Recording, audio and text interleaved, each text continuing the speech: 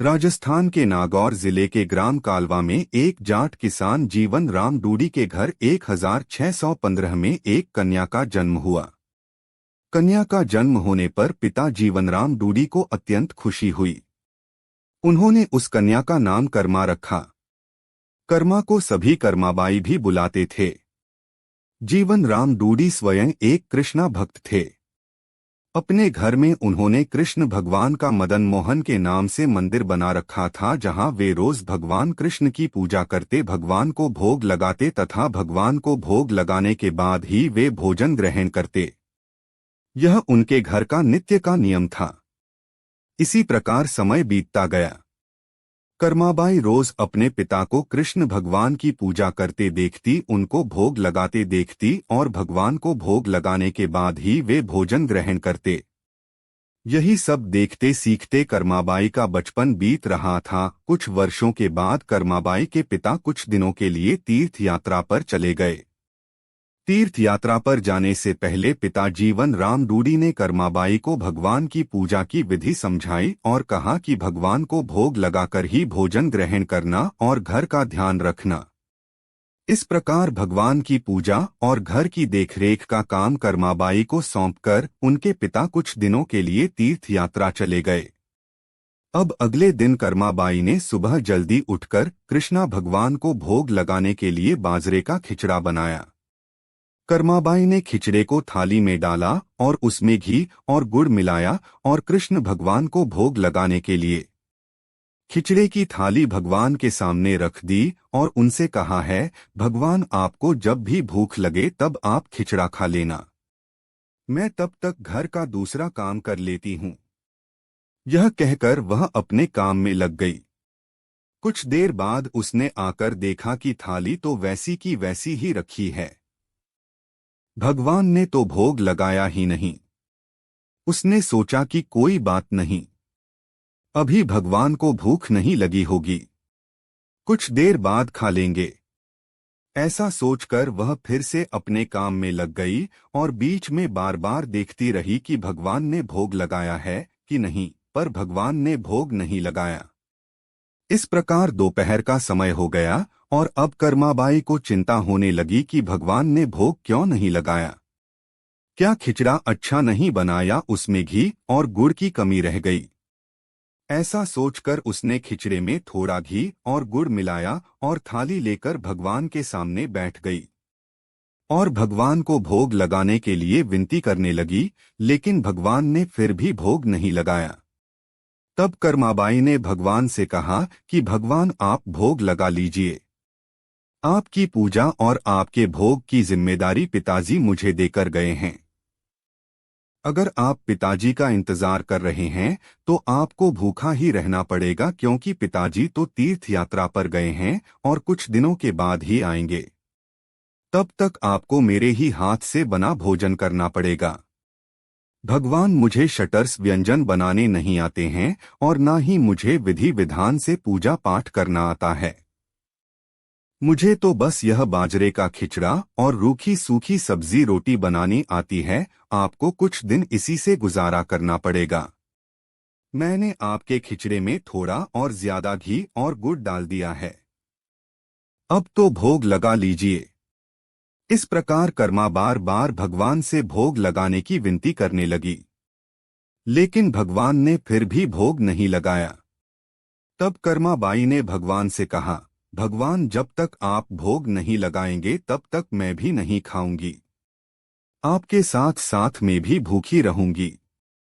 ऐसा कहकर वह भगवान से नाराज होकर बैठ गई। दोपहर बीत गई, शाम होने को आई, लेकिन भगवान की तरह कर्मा ने भी कुछ नहीं खाया। आखिरकार कर्मा की जिद देखकर भगवान की मूर्ति से आवाज आई, अरे कर्मा, तुमने पर्दा तो किया ही नहीं, मैं ऐसे कैसे भोग लगा लूंगा। यह सुनकर कर्माबाई ने अपनी ओढ़नी का पर्दा किया और उसी की छाया में भगवान श्री कृष्ण ने बाजरे की खिचड़े का भोग लगाया और पूरी थाली खाली हो गई। कर्माबाई ने देखा और कहा, हे भगवान, इतनी सी बात थी तो पहले बता देते, सारे दिन खुद भी भूखे रहे और मुझे भी भूखा रखा। इसके बाद भगवान को भोग लगाकर कर्मा ने भी भोजन किया। इस प्रकार यह कर्माबाई का नित्य का नियम बन गया। कर्मा रोज सुबह जल्दी उठकर सबसे पहले भगवान के लिए भोग बनाती और भोग की थाली भगवान के सामने रखकर पर्दा लगाकर बैठ जाती और कुछ देर में देखती तो थाली पूरी खाली हो जाती।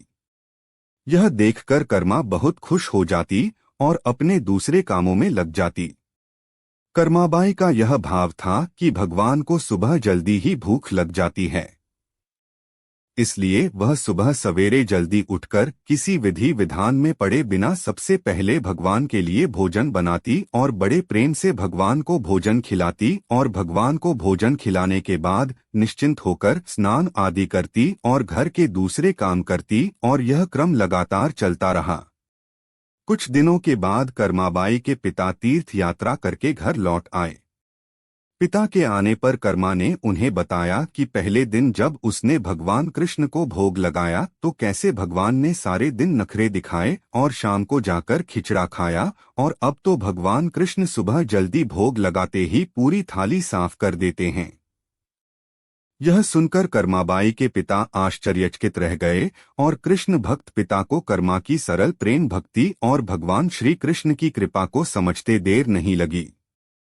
कर्मा के पिताजी ने सोचा जिस भगवान को प्राप्त करने वह तीर्थ यात्रा करने गए थे, वह भगवान उनके घर में ही विराजमान है और उनकी पुत्री के हाथों से रोज भोग लगाते हैं।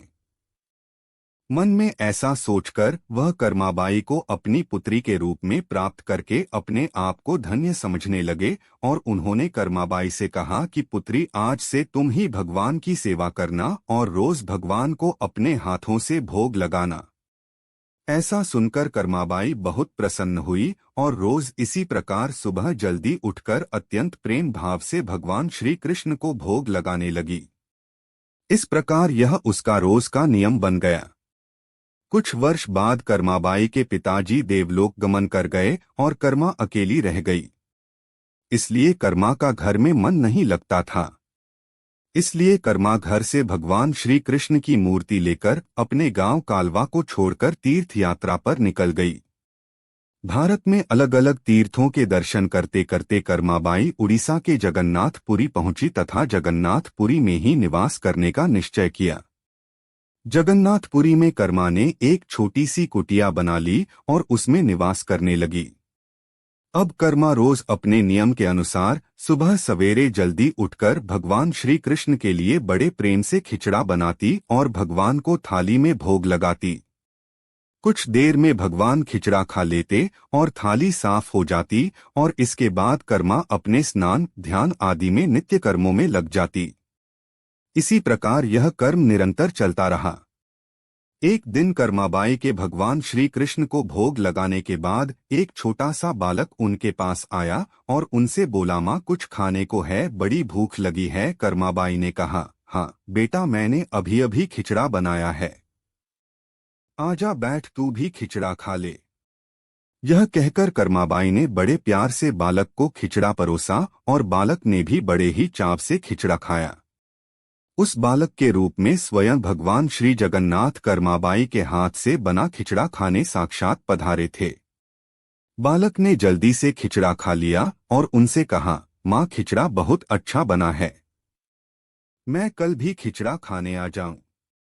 कर्माबाई ने कहा, कल क्या बेटा, मैं तेरे लिए रोज खिचड़ा बनाकर रखूंगी, तू रोज खिचड़ा खाने आ जाया करना। बालक ने कहा, ठीक है माँ, मैं रोज खिचड़ा खाने आऊंगा। यह कहकर बालक चला गया। अगले दिन से बालक रोज सुबह सवेरे कर्माबाई के पास खिचड़ा खाने आने लगा। कर्माबाई भी रोज अपने नियम से सुबह सवेरे जल्दी उठकर भगवान श्री कृष्ण के लिए खिचड़ा बनाती और भगवान के सामने थाली रखती। फिर भगवान को खिचड़े का भोग लगाते और उसके कुछ ही देर बाद बालक आ जाता। फिर कर्माबाई उसे भी बड़े प्रेम से खिचड़ा खिलाती और उसके बाद अपने स्नान ध्यान आदि दैनिक कार्यों में लग जाती। यह कर्म इसी प्रकार चलता रहा। एक दिन कर्माबाई की कुटिया के पास एक साधु आया। बातों ही बातों में उसे पता चला कि कर्माबाई बिना स्नान ध्यान किए, बिना चौका बर्तन किए, बिना भगवान श्री कृष्ण के लिए खिचड़ा बनाती है और भोग लगाती है। उसने कर्माबाई से कहा, स्नान किए बिना भगवान की पूजा करने और भोग लगाने से पाप लगता है, इसलिए उसने कर्माबाई को स्नान करके पूरे विधि विधान से पूजा करके भोग लगाने को कहा। साधु से ऐसा सुनकर भोली भाली कर्मा अगले दिन से सुबह जल्दी उठकर स्नान करके खिचड़ा बनाने लगी और विधि विधान से पूजा करके भोग लगाने लगी। यह सब करने में कर्माबाई को बहुत देर लग जाती, लेकिन वह बालक रोज सुबह अपने समय से आ जाता और कर्मा से कहता, माँ मुझे भूख लगी है, मुझे जल्दी खिचड़ा दे माँ, जल्दी करना, जल्दी कर। और कर्मा उससे कहती, थोड़ी देर रुक जा बेटा, अभी देती हूँ, थोड़ी देर रुक जा। और जब कर्मा भगवान श्री कृष्ण को भोग लगाकर बालक को खिचड़ा खाने को देती तो बालक उसे बहुत ही शीघ्रता से खाकर हाथ मुंह साफ किए बिना जल्दी से उठकर भाग जाता। और यह क्रम कुछ दिनों तक चलता रहा और इन्हीं दिनों में भगवान से श्री जगन्नाथ जी के मंदिर में सुबह के समय भगवान की मूर्ति के मुख पर खिचड़ा लगा हुआ रहता। यह देखकर भगवान जगन्नाथ की सेवा में रहने वाले पुजारी, जो स्वयं बहुत बड़े कृष्ण भक्त थे, वे सोचते, आजकल भगवान श्री जगन्नाथ जी के मुख पर खिचड़ा कैसे लग जाता है, हम तो खिचड़े को भोग नहीं लगाते, तो फिर यह खिचड़ा कहाँ से आता है। कुछ दिनों तक लगातार भगवान श्री जगन्नाथ जी के मुख पर खिचड़ा लगा देखने पर पुजारी इसे भगवान की लीला मानते हैं और समझ जाते हैं कि भगवान रोज कहीं से खिचड़ा खाकर आते हैं। भगवान की लीला को जानकर वह मन ही मन भगवान श्री जगन्नाथ जी से पूछते हैं कि यह कहाँ से खिचड़ा खाकर आते हो, भगवान हमें भी बताओ। उसी रात भगवान श्री जगन्नाथ जी पुजारी के सपने में आते हैं और उनसे कहते हैं कि मेरी एक भक्त है कर्माबाई, जो जगन्नाथपुरी में ही रहती है। वह रोज सुबह सवेरे मेरे लिए बाजरे का खिचड़ा बनाती है और बड़े प्रेम से मुझे भोग लगाती है, और मैं भी रोज सुबह जल्दी कर्माबाई के पास खिचड़ा खाने जाता हूँ। मुझे उसके हाथ का बना खिचड़ा बहुत पसंद है। परंतु कुछ दिन पहले कर्मा के पास एक साधु आया और उसे स्नान ध्यान करके विधि विधान से पूजा करके भोग लगाने को कह गया। इसलिए आजकल वह विधि विधान से पूजा करके भोग लगाती है और उसके बाद मुझे खिचड़ा खिलाती है। यह सब काम करने में उसे बहुत देर लग जाती है और मुझे खिचड़े का इंतजार करना पड़ता है और भूख का कष्ट भी सहन करना पड़ता है, और जब तक खिचड़ा खाता हूँ तब तक यहाँ मंदिर में भक्तगण आने लगते हैं। इसलिए आजकल मुझे खिचड़ा खाकर मुंह हाथ धोए बिना ही जूठे मुंह भागकर आना पड़ता है। भगवान श्री जगन्नाथ जी से यह जानकर पुजारी ने अगले दिन उस साधु की खोज करवाई और उस साधु को बुलाकर उसे सारी बात बताई। पुजारी से यह सब जानकर वह साधु घबराया हुआ कर्माबाई के पास पहुंचा और उनसे कहा कि आप पहले की तरह ही सुबह जल्दी ही भगवान को खिचड़े का भोग लगाया करें। आपके लिए किसी नियम या विधि विधान से पूजा करने की आवश्यकता नहीं है।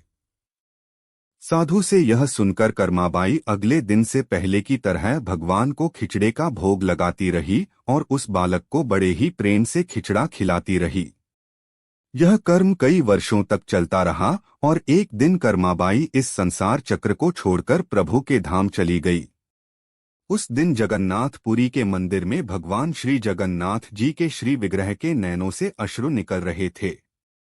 यह देखकर मंदिर के सभी पुजारी और जगन्नाथपुरी के राजा भी मंदिर में उपस्थित हो गए और प्रभु से विनती करने लगे कि हे प्रभु, क्या हमसे कोई भूल या अपराध हुआ है जिसके कारण जगत के पालनहार की आंखों से आंसू निकल रहे हैं। उसी दिन रात में पुजारी और जगन्नाथपुरी के राजा के स्वप्न में भगवान श्री जगन्नाथ जी ने कहा कि आज मां कर्माबाई इस लोक से विदा हो गई और मुझ में विलीन हो गई, परंतु अब मुझे रोज सुबह सवेरे बाजरे का खिचड़ा कौन खिलाएगा। अगले दिन जगन्नाथपुरी के राजा ने मंदिर के सभी पुजारियों और संतों से राय ली और यह आदेश जारी किया कि आज से भगवान श्री जगन्नाथ जी को सुबह सवेरे सबसे पहले मां कर्माबाई के नाम से खिचड़े का ही भोग लगाया जाएगा, जिससे भगवान को मां कर्माबाई की कमी कभी महसूस न हो। इसलिए आज भी भगवान श्री जगन्नाथ जी के मंदिर में श्री जगन्नाथ जी के विग्रह को 56 भोग से पहले बाल रूप में खिचड़े का भोग लगाया जाता है और इसे बाल भोग कहा जाता है। सैकड़ों साल बाद भी यह प्रथा आज भी वैसी की वैसी चली आ रही है।